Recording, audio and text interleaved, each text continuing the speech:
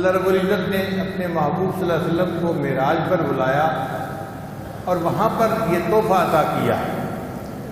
ذرا توجہ سے سنیے گا کہ معراج پر جب نبی علیہ السلام کی اللہ سے ملاقات ہوئی تو وہ معاملہ کیسا تھا۔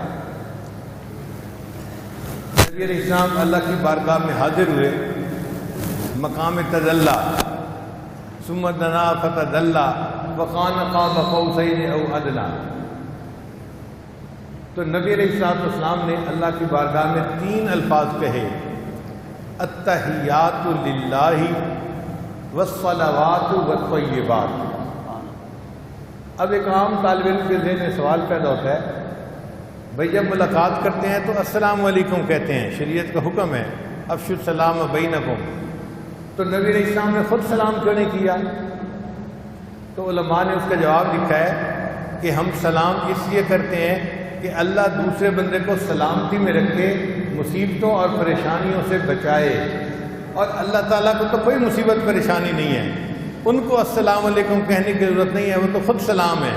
اس لیے نبی علیہ السلام نے السلام علیکم نہیں کہا، بلکہ یہ کہا التحیات للہ والصلوات والطیبات۔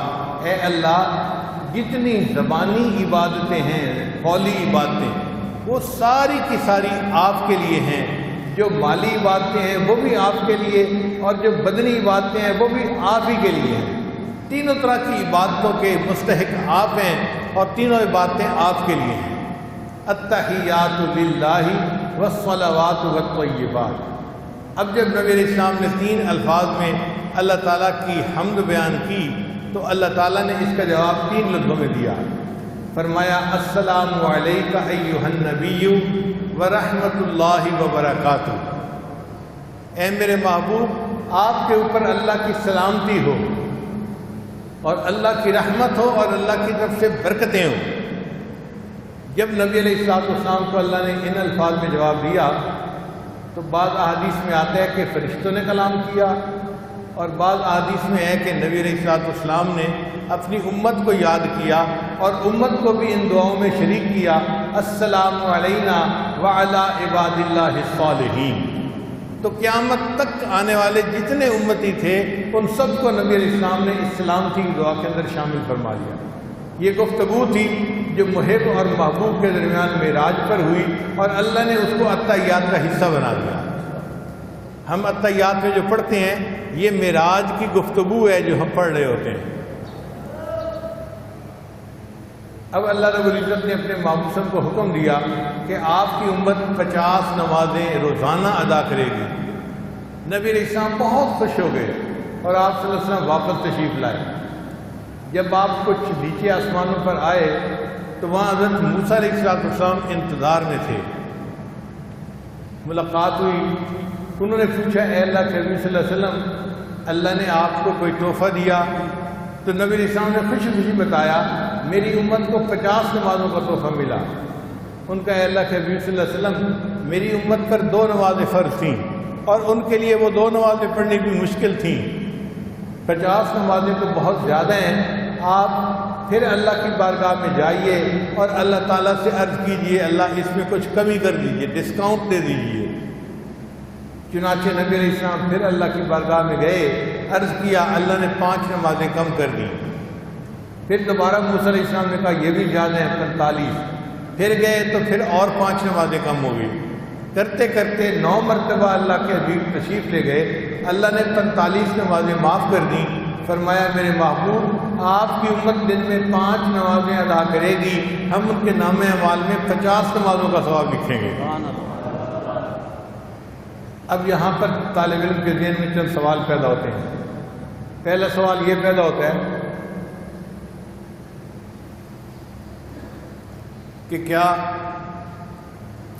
اللہ تعالیٰ ایک وقت میں 45 کا ڈسکاؤنٹ نہیں دے سکتے تھے؟ یہ کیا ہوا، 5 چھوڑ دی، پھر 5 چھوڑ دی، پھر 5 چھوڑ دی، 9 چکر لگوائے۔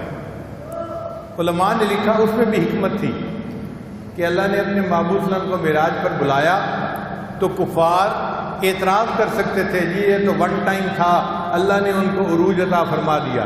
اللہ نے فرمایا نہیں، یہ ون ٹائم کی بات نہیں ہے، جتنی بار میرے محبوب چاہیں گے اتنی بار نزول کریں گے، اتنی بار عروج کریں گے، میں نے ان کو ایسا معراج عطا فرما دیا۔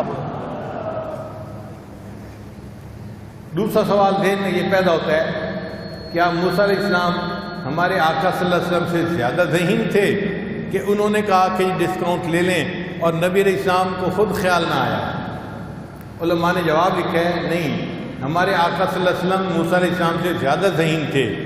خیال اس لیے نہیں آیا کہ نبی علیہ السلام کو اللہ کا دیدار نصیب ہوا تھا، محبوب کی تجلی نصیب ہوئی تھی، اور جب محبوب کی تجلی ہوتی ہے اس وقت عاشق اپنے ہوش و حواس کھو بیٹھتا ہے۔